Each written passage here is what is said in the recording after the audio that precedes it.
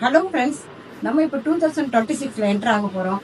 இப்போ 2025 வருஷத்தை நம்ம முடிச்சிட்டோம். நம்ம இந்த லாஸ்ட் இயரில் பார்த்தீங்கன்னா நமக்கு எல்லாருக்குமே இப்போ நம்ம எல்லாருமே ஜீவன் ஆண்டவர் கொடுத்துருக்காரு. அது போக நம்மளுக்கு நிறைய காரியங்கள் நம்ம எத்தனையோ காரியத்துக்கு மத்தியில் நம்ம நல்லபடியாக நம்ம பாதுகாத்து நம்மளுக்கு இப்போ 2026 என்டர் ஆக போகிறோம். 2026 நம்ம எல்லாருமே ஒரு காரியம் நம்ம நினைச்சுக்கலாம்.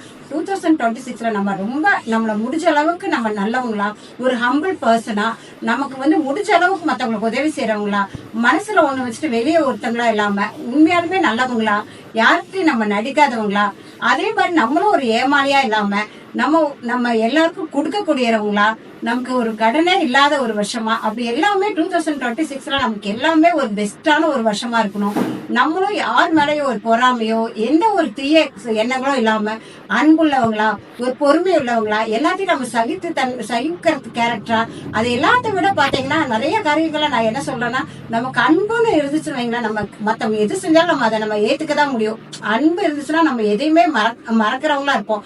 யாரும் ஏதாவது ஒரு தப்பு செஞ்சாலும், யாராவது உங்களுக்கு ஒருவேளை உங்களுக்கு பிடிக்காத காரியங்கள் ஏதாவது பண்ணாங்களோ மறக்க மட்டும் வேண்டாங்க, மன்னிக்கவும் செஞ்சிடலாம். ஏன்னா இனி நம்ம 2026 போறோம். நமக்கு என்ன நினைக்கலாம்னா, நமக்கு காட் கிரேஸ் நம்ம எல்லாம் உயிரோடு இருந்து இந்த வருஷத்தை நம்ம என்டர் ஆக போறோம். அதனால இந்த வருஷம் நமக்கு ஒரு பிளஸ்ஸிங் வருஷமா இருக்கும்.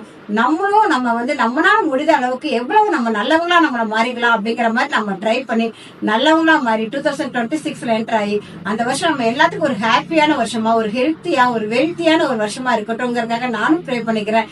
நீங்களும் அதை நினைச்சு நல்ல காரியங்கள் நிறைய விட்டு நம்ம இந்த வருஷம் எடுத்துக்கலாம். நம்ம அதன் பிரகாரம் நம்ம நடக்கிறதுக்கு ட்ரை பண்ணலாம் ஃப்ரெண்ட்ஸ். அதுதான் உங்ககிட்ட சொல்லணும்னு தோணுச்சு. Thanks friends.